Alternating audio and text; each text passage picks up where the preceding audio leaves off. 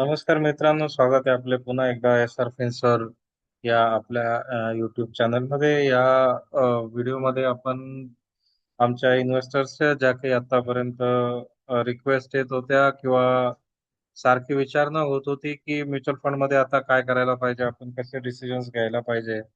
तर त्यासाठी मी काही डेटा सहित तुम्हाला अ, विश्लेषण करणार आहे.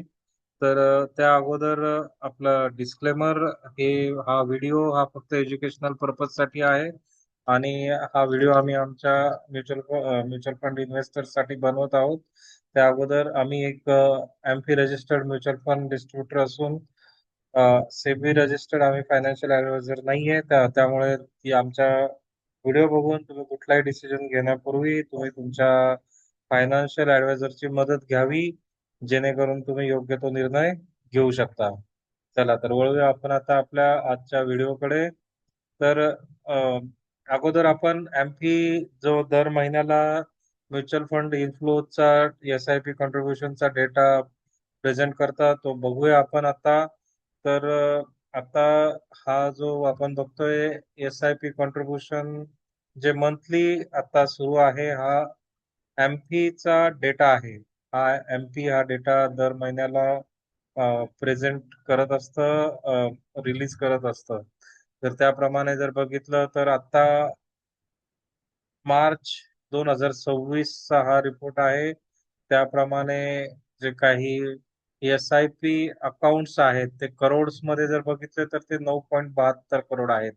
आणि त्याच वेळेस जर आपण त्याचं कंपॅरिझन केलं तर ऑक्टोबर 2025 म्हणजे 6 महिन्यापूर्वी जर बघितलं तर 9 करोड 45 लाख इन्व्हेस्टर्स होते, जे की आता वाढून 9 कोटी 72 लाख झाले आहेत. आणि एस आय पीचं जे मंथली कॉन्ट्रीब्युशन आहे ते करोड मध्ये जर बघितलं तर 32 लाख करोड पर्यंत आता पोहोचलेलं आहे. तर यावरनं असं दिसतंय की जे स्मार्ट इन्व्हेस्टर्स आहेत ते म्युच्युअल फंड मध्ये कंटिन्युअसली येत आहेत, इन्व्हेस्टमेंट करत आहे. आणि आपण मात्र कुठल्या तरी न्यूज बघतो, आपण न्यूज चॅनल्स बघतो आणि त्यावरनं आपण स्वतः गोंधळून जातोय. आपण डिसिजन घेऊ शकत नाहीयेत आणि आपण कुठेतरी एस आय पी पॉज करणं किंवा रिडम्शन करणं अशा सगळ्या प्रकारात आपण गुंतून पडलो आहे. तर माझे हे जे काही म्हणणे आहे ते मी सिद्ध करण्यासाठी मी दोन म्युच्युअल फंड्सचा डेटा आता तुमच्या समोर इथे प्रेझेंट करत आहे.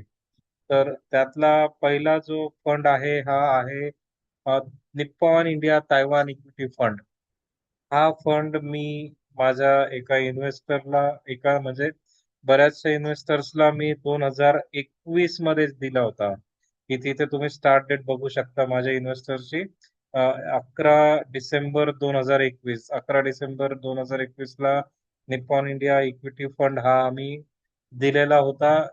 हे इन्व्हेस्टरचं इथे नाव आणि पत्ता आहे, पण आपण तो सध्या आपण पूर्णपणे दाखवू शकत नाही, त्यामुळे आम्ही तो हाईड केलेला आहे.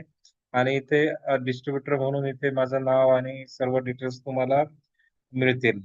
तर हा जो Nippon India Taiwan equity fund आहे, आता जर तुम्ही आज बघितलं तर ह्या फंड ची जी एनएव्ही आहे, म्हणजे जी काही इन्व्हेस्टमेंट आहे 2021 मध्ये केलेली, तिची आजची टोटल व्हॉटिप जर तुम्ही बघितलं, 46,000ची इन्व्हेस्टमेंट होती आणि ती आता झाली असती 2 लाख रुपये. ती 2 लाख रुपये म्हणजेच जवळपास 4 पट त्याचे रिटर्न्स झाले आहे फक्त 2021 ते 26, म्हणजे 5 वर्षांमध्ये. अजून 5 वर्षे पूर्ण झालेले नाहीये, 4.5 वर्ष आपण म्हणू शकतो. तर ह्या फंडचा जर आपण इतिहास बघितला का, पेशन्स जे मी म्हणतोय, पेशन्स ठेवणं फार महत्वाचं आहे. कारण म्युच्युअल फंड स्कीम जे सिलेक्शन आहे ते खूप स्किल पूर्ण काम आहे. आता तुम्ही जर बघितलं तर मला नाही वाटत खूप लोकांनी हा Nippon India Taiwan equity fund 1 ते 1.5 वर्षापूर्वी कोणत्या ऍडवायझरनं तुम्हाला सजेस्ट केला असेल किंवा तुम्हाला कुठेही रिकमेंडेशन मध्ये हा फंड नक्कीच आलेला नसणार आहे. परंतु मी 2021 मध्ये हा फंड मी माझ्या इन्व्हेस्टर्सला दिलेला होता. तर आपण ह्या फंडचं जर आता अनालिसिस केलं तर तुम्ही बघू शकता 2021 ला इथे हा फंड सुरू झाला होता. आणि 2024 हे तुम्ही बघू शकता, 2000 ते 2024 पर्यंत या कालावधीत या फंडनं कुठल्याही प्रकारचे रिटर्न दिलेले नाही. म्हणजे जवळपास 3 वर्ष ह्या फंडचे रिटर्न्स जवळपास नील होते. नगण्य रिटर्न्स होते. इथे खाली क्वार्टरली रिटर्न्सचा चार्ट आहे. राईट साईडला तुम्हाला इथे माझा कर्सर फिरताना दिसत असेल तर 2024 पर्यंत फक्त आणि फक्त 3 वर्षांमध्ये 11% रिटर्न होते. किती? 11%. आणि जर आपण 2025चा क्वार्टर वन बघितला तर तिथे -21% रिटर्न्स होते. तर ह्या कालावधीत काय झालेलं, की आमचे जेवढे पण इन्व्हेस्टर्स होते, बरेचसे इन्व्हेस्टर्स कंटाळून त्यांनी हा फंड रिटर्न्स देत नाहीये. 3 वर्ष झालेत, 4 वर्ष झालेत, हा फंड आम्हाला रिटर्न मिळत नाहीये, अजूनही मायनस मध्ये दिसतोय, अजूनही हा चालत नाहीये. त्यामुळे बऱ्याचशा इन्व्हेस्टर्सनी माझ्या त्यातून एक्झिट घेतली. मला दबाव टाकला म्हणजे शेवटी प्रत्येकाचा इन्व्हेस्टमेंट असते, प्रत्येकाचा पैसा असतो. त्याप्रमाणे त्यांनी डिसिजन घेतले आणि त्यांनी त्या फंडमधनं एक्झिट घेतली. आणि त्यानंतर बघा तुम्ही 1 वर्षांमध्ये फक्त आणि फक्त 1 वर्षांमध्ये हा फंड किती वाढलेला आहे. हा फंड 10,000वरनं याचं 30 पट म्हणजे 3 पट एका वर्षांमध्ये हा फंडचे रिटर्न आहेत. तिथे तुमचा ट्रेलिंग रिटर्न रिटर्न तुम्हाला दिसतोय 1 वर्षामध्ये दुप्पट झालेला दिसतोय हा फंड. 1 वर्षामध्ये दुप्पट आणि 2 वर्षांमध्ये हा फंडचे रिटर्न हे 3 पट झालेले दिसत आहे.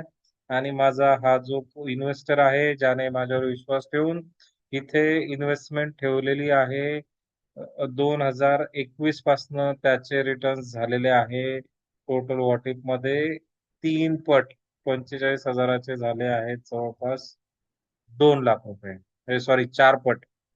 4 पट रिटर्न झालेले आहे. त्यामुळे मी जे सांगतोय की विश्वास ठेवा ऍज अ डिस्ट्रीब्युटर. तुम्ही जर कुठेही तुम्ही स्वतः ऑनलाईन जेव्हा सर्च करताय त्यावेळेला तुम्ही बघताय की ह्या फंडचा पास्ट परफॉर्मन्स कसा होता, त्याला कोण रिकमेंडेशन करतंय, किती स्टार असतात, हे बघून तुम्ही त्यात इन्व्हेस्टमेंट करता आणि त्यानंतर त्या फंडचे पाहिजे तसे रिटर्न्स मिळत नाही. परंतु माझी जी इन्व्हेस्टमेंट स्ट्रॅटेजी आहे, माझी जी ऍडवाइजर देण्याची जी पद्धत आहे, ती इतरांपेक्षा प्रचंड वेगळी आहे. अजून एक मी तुम्हाला दाखवतो फंड, तो आहे gold fund, Kotak gold fund. तर हा कोटक गोल्ड फंड जो आहे तो मी माझ्या एका इन्व्हेस्टर्सला दिलेला होता. हा दिला होता मी 2021 साली. 2021 साली जर तुम्ही बघितलं तर गोल्ड मध्ये सोन्यामध्ये कुठल्याही प्रकारे हालचाल नव्हती. सोन्यामध्ये कुठल्याही प्रकारे कोणताही ऍडवायझर सोन्यात इन्व्हेस्ट करा हे सांगत नव्हता. परंतु मी माझ्या इन्व्हेस्टरला जे आहेत त्यांना इन्व्हेस्टमेंट केलेली होती 50,000ची. आणि जर तुम्ही तिथे हा लास्ट जो कॉलम बघितला टोटल व्हॉट इफ, तर त्याची किंमत झाली आहे आज 1,54,000 रुपये. म्हणजे जवळपास याची जे रिटर्न आहेत ते झालेत 3 पट रिटर्न झाले आहेत फक्त आणि फक्त 5 वर्षांमध्ये. 5 वर्षांमध्ये 3 पट रिटर्न्स. तर आपण ह्या फंडचंही जर अनालिसिस केलं तर मी हा फंड दिला होता 2021ला. तुम्ही बघू शकता इथे 2021 ते 2024, 21 ते 24 म्हणजे ह्या 3 वर्षांमध्ये फंडचे रिटर्न होते फक्त आणि फक्त 18%. आणि पुढच्या 1 ते 2 वर्षांमध्ये फंडचे रिटर्न्स झालेत 3 पट. त्यामुळे माझी जी इन्व्हेस्टमेंट किंवा जे काही ऍडवायझरीची स्ट्रॅटेजी आहे ती इतरांपेक्षा प्रचंड वेगळी आहे. यात एकच माझं सजेशन आहे की जे फंड्स मी तुम्हाला रिकमेंड करतोय, जे फंड्स मी माझ्या क्लायंट्सला दिलेत, त्यांनी जर विश्वास ठेवला तर ते सुद्धा अशा प्रकारे रिटर्न्स मिळवू शकतात. आणि तुम्ही इथे बघा, तुम्ही आठवा, तुम्ही कुठेही सर्च करा, 2021 मध्ये कोणीही तुम्हाला सोने खरेदी करा हे सांगत नव्हतं. ज्या वेळेस सोन्याचा भाव 1 लाख रुपयाच्या वर गेला त्यावेळेला म्हणजे मागच्या वर्षापासून तुम्हाला सर्व लोकांनी नक्कीच इन्व्हेस्टमेंट करा म्हणून सांगितलं असेल सोन्यामध्ये.